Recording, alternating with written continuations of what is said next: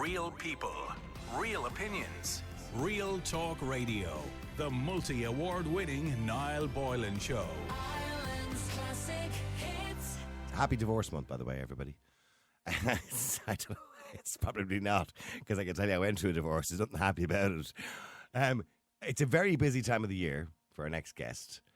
And as you know, we like interesting guests at the end of the evening. And since we all know divorces spike in the summer months, after the Christmas as well, you know, that's what they do. They get busier because of things that happen and things that go wrong in relationships. With the MBA, a best-selling book, and over 25 years of global business experience, divorce coach Mel Murphy specialises in helping women navigate life and career after divorce. Mel owns a Divorce Coaching Ireland, where she provides pre-marriage courses, couples counselling, mediation, and divorce coaching support. And she joins me on the line. And she, by the way, if you want to send in a few questions, you're quite welcome to, in relation to divorce. You're quite welcome to send them in. You can text them in at 087 188 0008. Mel, good evening to you. Hello, Niall. How are you? I'm good. I know all about divorce. I did one about 6 years ago. My God. Oh, my goodness. How did it go? Well, actually, when I say 6 years ago, it's more 6.5 years ago, I kind of got separated. But it took nearly 5 years to get divorced. It's the most traumatic thing you'll ever go through in your life. It is actually. It's actually known to be the most traumatic thing that anyone's going to go through. Worse than, moving house is what they always say, or getting up in front of people to talk. It's the most stressful thing, and it's amazing there isn't more support for people out there. And the thing about it is, we're not really supposed to talk about it. Like, I can't talk about my divorce, apart from the fact that I can talk about it's traumatic. I can talk about, I believe a lot of it is unfair, quite unfair in the way it's done. But I can't talk about it specifically because of the in-camera rule, which makes it very difficult for us to report on it in the newspapers or on radio or talk about how it's been done, because family law in Ireland needs to be reformed as far as I'm concerned. It's a very difficult law to navigate. And the only people doing well out of it are barristers and solicitors. And they're the only ones that are making a lot of money out of it. It's a mess, isn't it, divorce in Ireland? It is, and actually they're in the process of reforming it at the moment. So there's a whole panel working on it with experts across different fields. So I know that Helen McEntee is very much focused on how could they improve the process through the family courts, which is quite arduous and very upsetting for everyone involved at the moment. But here's the thing, right? I can't go too much into my own case because of the in-camera rule. But I remember at the very start when our marriage broke down, talking about, look, we'll do this, this, and this. And no. There was arguments on both sides and all that kind of thing, right? The usual stuff, right? Then you go through 5 years of in and out of courts, waiting for dates, spending a fortune. And the end result is exactly what you said at the start. Do you understand what I'm saying? Yes, it's the marathon of divorce, as I call it. And if you could sit across a table and do what's called collaborative divorce, where the lawyers can sit across the table with both of you next to each other instead of in the courts in front of the judges and argue things out, it can save a lot of money. So collaborative divorce is something that's available out there, and the specialists who usually actually practice in mediation as well. They usually have a mediation background, who can kind of find kind of the common ground to start discussions on and try to find solutions a little bit in a bit more of an effective way. They did bring in new rules there a while. You now have to go for mediation before you go for divorce or separation, don't you? I think now they brought it. Yes, it was always strongly recommended, and they hope that you would do at least 10 rounds of mediation. The problem is that sometimes one person is very, very willing to go and the other person isn't. I know in the UK, because I also practice in the UK, it's actually mandatory to go for mediation now. Now, that's not always good, though, because unfortunately, if someone is in a coercive control or abusive situation, when they go to mediation, if the mediator isn't practiced in seeing that and seeing the undercurrent, the other person could be too scared to say what they really need. So that's something that has come up because I'm on the Domestic Abuse Committee on the Resolution Board over in the UK, and that's a group of solicitors and different members in family disputes who come together looking for a more positive outcome in in divorce. So that's something speaking that of that, sorry into. for How do you do interrupting you. that? Sorry for interrupting Yeah. you, but when we talk about domestic abuse or alcoholism or drug addiction or maybe adultery, we still have a situation in Ireland. Now, I know England are trying to change their laws to make it like Ireland's, which I find unusual, but it's a no-fault system, right? Which means the judge That's right. is not meant to take into consideration why the marriage broke down. So it doesn't matter if your wife or your husband has gone off and had an affair with the whole neighbourhood, or he's an alcoholic or she's an alcoholic. It's irrelevant. It's all about the assets, it's all about the children, and that's it, and the pensions and everything else. But why is that the case? Because obviously, in some states, say for example in America, if you have if you're adulteress or an adulterer, you've broken the contract of marriage, so you kind of get very little, and the other person gets everything. So why don't we have a system like that? Surely that's a fairer system. I don't know if that would be fair. I think what they're trying to do is make it not necessarily equal, but equitable. So it's not always going to be half-half. They're just looking at trying to sustain as much of a similar level of standard of living as you had before as possible, with two household expenses now and the same pot of money possibly. But they are looking at what's called the voice of the child. That's very much being brought forward over the last few years, and that's putting the children at the center of all decisions being made. So that's why they try to find a more equitable way and looking at. Yeah, well, a barrister did once tell me the money follows the children. That was the line he used when it comes to divorce. Yeah, I guess that there could be some truth in that. Yeah, you kind of focus. Yeah, I think there's a lot of progress being made, and eventually the hope is that Ireland will be one of the most modern systems because divorce is quite new here. We're actually the country with one of the lowest divorce rates in the world, even though it's gone up by about 30% over the last 2 or 3 years. But because we're looking at how have they worked around the rest of the world, what's working elsewhere, it's an opportunity for us to come up with a better system than anywhere else in the world because we're about to rehaul it. So that's the big hope. Is the system fair? Now, I know you're saying that we're going to do a rehaul on it anyway, but and maybe that's very much needed. People will argue, and I've often done polls on it, we've talked about it on the daytime show and on the nighttime show, in relation to how fair, and I would ask people to come on, obviously not to talk about their individual case, but how fair the system was in their situation. And a lot of people would suggest it's kind of loaded towards women. Do you believe the family law courts or family or divorce in general is fair, equitable, or is it biased towards women?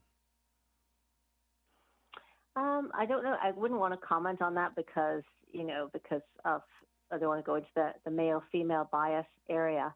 And each case is going to be very unique, so it's hard to say. And I know everyone's going to think, okay, I didn't get a fair deal here.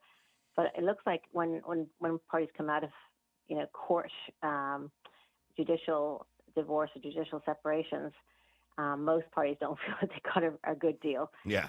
Because it's really hard to get a good deal when you're having to divide the same pot of money and the same children out into two different households. Yeah. And it's often not going to be straight down the middle because of a variety of different situations. Usually because, when one party might not be close to the school of the children, or they don't want to upset by moving them out of their current house. They're trying to keep life as stable as possible to the children. So one of the parties has to move out. It does tend to usually be the man, but not always. And then you don't always get to keep the house. Sometimes it does get sold, depending on all the different situations. So it is kind of hard to say, it's not fair for men all the time, because of each person's individual situation, and because of the situation for the children is mostly what they're looking at. Now, you kind of focus in your line of work, in the coaching, on, I suppose, the pre-divorce or pre-marriage courses for couples and counselling. So I understand what pre-marriage counsel is. And that's obviously preparing people for the institution of marriage and what it entails and the sacrifices you have to make as a human being and all of those things to prepare yourself. And people have often said to me before, a solicitor once said to me, he said, when you're going to buy a car, you'll sign an awful lot of papers. When you're buying a house, you get a solicitor and sign an awful lot of papers. But when people get married, they just walk into a church and do it. And he said it's the biggest decision of your life that it's probably going to cost you more than anything else if you ever end up getting divorced. So in saying that, we need to prepare ourselves for marriage. But when you coach people for divorce, how do you do that? How do you coach them? Are you preparing them for the possible outcomes? Yeah, well, if I'm preparing them for marriage, first of all, I explain to them what they need to think about before they get married, because there's so many areas, especially cultural backgrounds, how you celebrate different events in life as a family, like family backgrounds, family past histories, because if there's been a history of abuse or coercive control, sometimes that can come back when the person becomes a parent, and they go look back at their own role models from the past, how they might start to react, or if they go into situations of stress, like we had during COVID, they go back to their safe place, which is whatever happened in their own home, and a lot of personalities changed during that time because they went back to where it was safe when they weren't feeling safe. So a lot of that needs to be looked into. What do they expect from their partner as a parent, as a wife or husband? How do they deal with money? Usually they have different money stories from their past, and that a lot of divorces happen because of money or because of parenting differences. So I feel that having been married myself and done the pre-marriage course myself, there's a lot more that needs to be delved into, a little bit deeper there. Yeah. For couples to understand each other first before they go in, agree the boundaries, agree how they're going to behave, and what's going to be important to them. And So do you think people that's what I jump would into tell them. marriage? Do you think, generally speaking, we jump into marriage too quickly?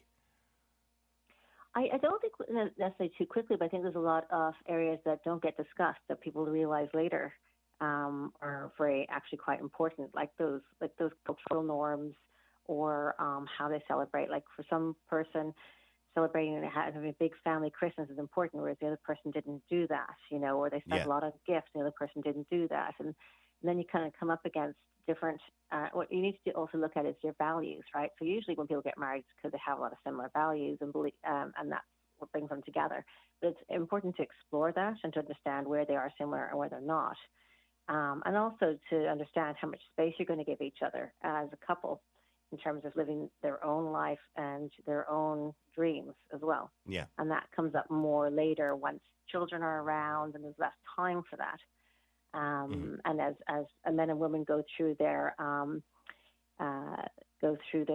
life crises at different stages. Yeah. So, for example, during perimenopause or menopause for women, there's a very different change in hormones that causes them to rethink, where they are in life. Yeah. Men have their own stage where they go through all those reviews. So it's about how they're going to help each other through that and where they're going to have and as human beings, we all go through this kind of midlife crisis, don't we? I mean, that's why divorce tends to happen. Maybe I'm wrong in thinking this, but divorces tends to happen in and around between 40 and 50 years of age. And it's probably because people reassess their lives kind of somewhere in the middle there, do they?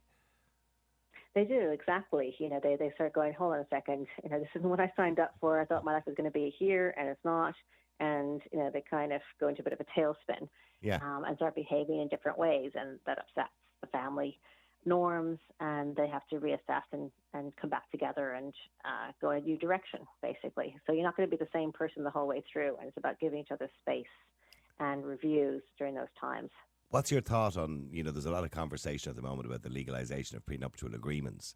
It hasn't happened in Ireland, although a judge can look at it and take ruling from it, but they're not legally binding. What's your views on prenups?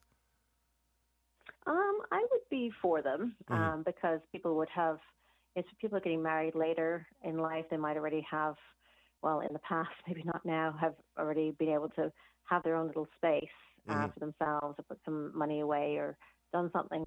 And so and also when it comes to family farm, for example, that's been a big thing in Ireland, inheritance of farms and what happens during divorce. So I think putting a little bit more around that could be helpful. Obviously, it's a contention when you're coming to marriage and say, hold on, actually, I want to after you sign this prenup. I know. But, if somebody says that to you, it's kind of doomed from the start. What do you mean a prenup? You don't think it's going to last? Yeah. And then there's always ways out of prenups. Like if you look at, across the states, having worked with some people over there as well, the prenups have to be very, very strong because there's always a way around them. So, there's loopholes. How it's written as well. Yeah, absolutely.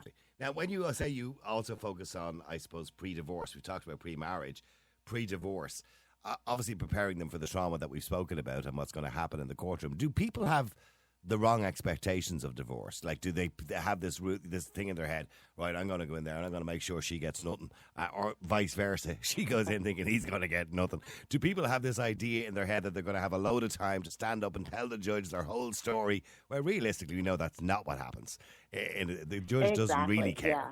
You know what I mean? They do. They have a very misled vision of what divorce is like. First of all, it takes a lot longer than you think. The way the partner is going to react to saying it can be very different to what you're expecting. The judges don't really care about your story. The lawyers don't really, the lawyers aren't there to be your best friends. Like, obviously, they're the reason someone gets into family law. I mean, it's a very tough business. It's hard to get people to pay you as well. So, there's a lot of reasons why they get into it. But they're not there to be your best friend or a shoulder to cry on. They're there for the business of getting it through the courts in the best way possible for their client. And that's why divorce coaches work side by side with family law firms to take the emotional side with the client and help reset expectations with the client so they're able to work better with their lawyers.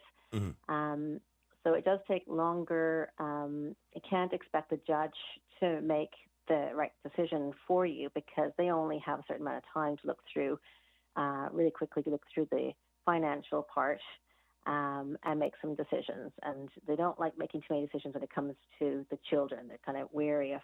They don't. You know what I noticed in my own case? I can say the only thing that I read, my main observation is, the judge doesn't really make any decisions. What they do is they force you and your barristers and solicitors and your opponent's barristers and solicitors to make the decisions for them. In other words, they're just there to referee the whole thing.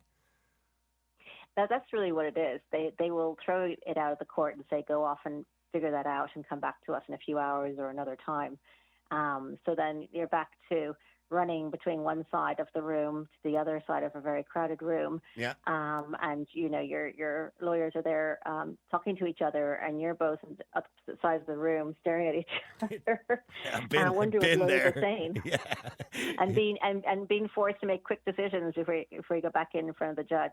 So that's why trying to make as many decisions before you get into the courtroom is the best. What the judge really wants is for you to make the decisions, you to do the divorce, and they're just going to sign it. Obviously, as long as they believe it's fair. The other thing as well, for people, I suppose, to talk about, well, when or who are the most popular for instigating divorce? Is it men or women? I mean, who, from your experience? Actually, it's mostly women. Okay. Close to 60% of women, and actually in the High Court, it's 84% of women who are instigating divorce. Yeah. Right, okay. And that's probably because they're the ones left with the children in most cases. I can't say what the reasons are behind it. There's been certainly a spike since COVID where, the women just sort of felt that the situation at home wasn't, in the best interest of them or the children. And, usually people don't take these decisions lightly. It's been ongoing for many years, and they've done what they can to fix it. From the clients that I work with, they tried really hard. They tried to go to couples counseling. They tried to go to mediation, and things haven't changed. And so they find that this is the final thing they can do. And often the other party isn't willing to make changes. So either they ignore everything or they become a little bit angry and make it very difficult. So those are the two different extremes. And the most common reasons is adultery, I'm assuming, is probably up there in the top three. The most common reasons for divorce and separation, I assume adultery is up there in the top three. No, it's actually that they just, adultery hardly ever features in it. It's just that they're just deeply unhappy and find that they would be happier that surprises me. Being in the same household. That surprises me. I thought adultery would be up there at the top. Alcoholism maybe up there somewhere as well, or drug use. Alcoholism does ring through. Alcoholism, coercive control, narcissism, abuse is very much high up there. Yeah. But also just falling out of love, just being very unhappy every time they come home and just not wanting to deal with that anymore. Yeah, and is there still that kind of shame? Years ago, there was a kind of shame around divorce and separation. We only had legal separation years ago. Divorce was only in since 1995, as far as I remember. And by the way, it just scraped in, wasn't it? But the vote on the referendum was 51-49, from what I remember. So That was it, yeah. is there still that kind of shame, that kind of guilt around divorce? It's changed a lot, even in the last 2 years. So very often in the past, clients would come onto the Zoom calls with me because I do everything on Zoom to give them as much privacy as they want, and that allows them to call usually from their cars. And they usually would keep the video off. They just didn't want anyone to see who they were. Yeah. And even when I did the Divorce in Ireland conference last year, I allowed people just to, either listen back if they wanted to, or I kept all videos off. Yeah. But more and more people are willing to speak up, and actually they want group counseling now, or group coaching. So what they're looking for is they feel that they might be the only ones out there. They still don't know about who to reach out to and who to talk to about it. So they're looking for other people who are going through similar situations they can talk to. So I've had retreats, to do group coaching now, so people can support each other. So there's a lot more demand for that, which is interesting. I mean, also, I suppose, after divorce, you talk about post-divorce or recovering post-divorce. As I said, all right, ready from the start, it can be quite traumatic. It's okay, I suppose, if they meet somebody else fairly soon, or probably in the 5 years it takes to get a divorce in this country, they've met somebody, and that's usually helpful. Helps you get through that difficult time. But for some people, that's not the case. They're lonely. They're traumatized by the whole thing. It's like grieving. You've lost your family. Or whatever it is, maybe not even your wife that you've missed or your husband that you miss, but you've lost your family, you've lost that unit. So that's like a grieving process, isn't it? Yeah, there's different steps in the grieving process, and you go through, not accepting that this is actually happening, and then being very angry, sometimes trying to patch it up and see there's a way to make it work, and then going through some depression. And it can go round and round before you finally start feeling a little bit better about it. So it's about supporting them through that, and helping them see the light at the end of the tunnel. So where are you going to go? I actually start working on them, on this with them while they're going through the process of divorce. I look at, well, what can you control? What changes can you make in your life now? Where do you really want to go? So where would you see yourself in 5-10 years' time? What would your ideal life be like? It's a lot of that life coaching piece that we bring into that. And what can you start to put in place now? So what do you actually need from this divorce? What outcome do you need to help you take you there? Because so many lives are upset by divorce, particularly when there's children involved. So many lives can be turned upside down by a divorce.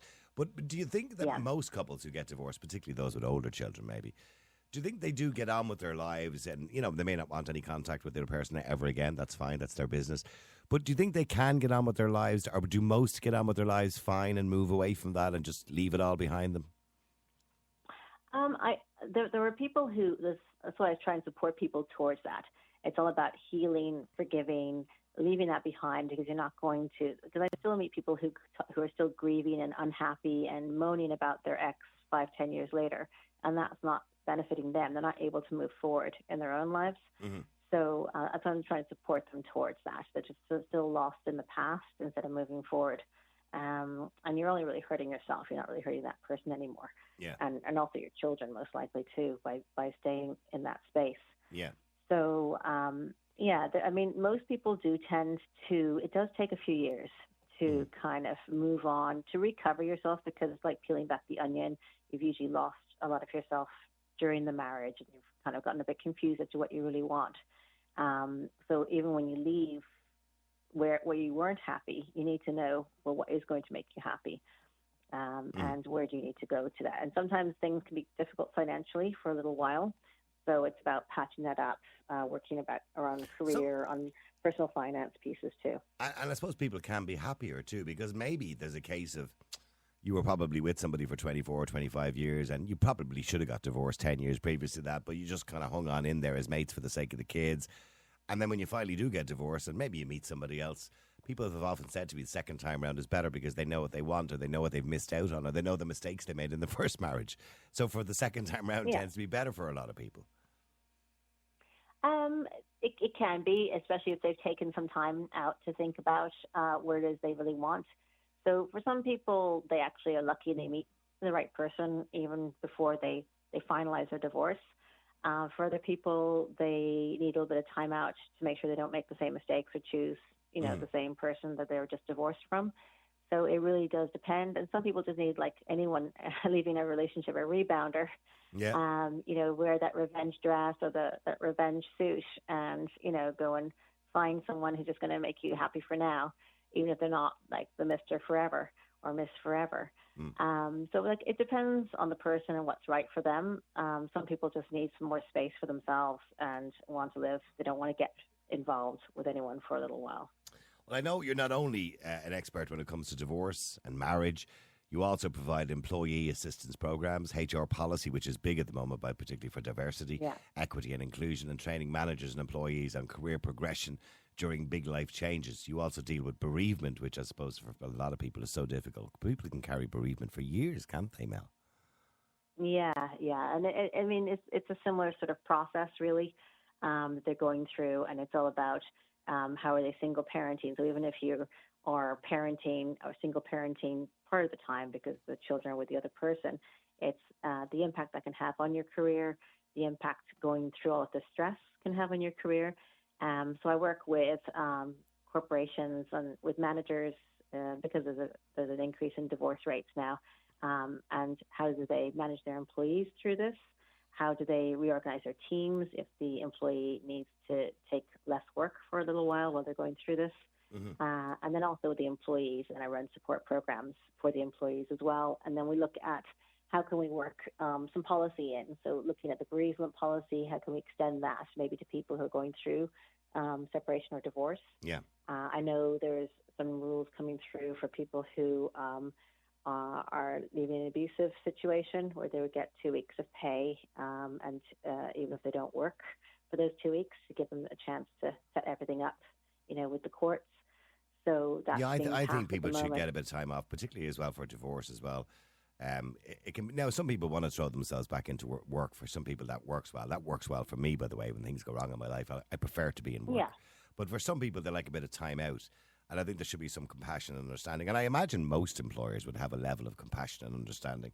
But finally, but also they might want to take on a different type of work. So maybe they can easily do certain types of work. So it's about changing the type of work they do for that moment. Yeah. They can still do easily, and then giving them more work later. So they can just stay at the same level for a little while. Finally, of course, you're also an expert in diversity and inclusion policies.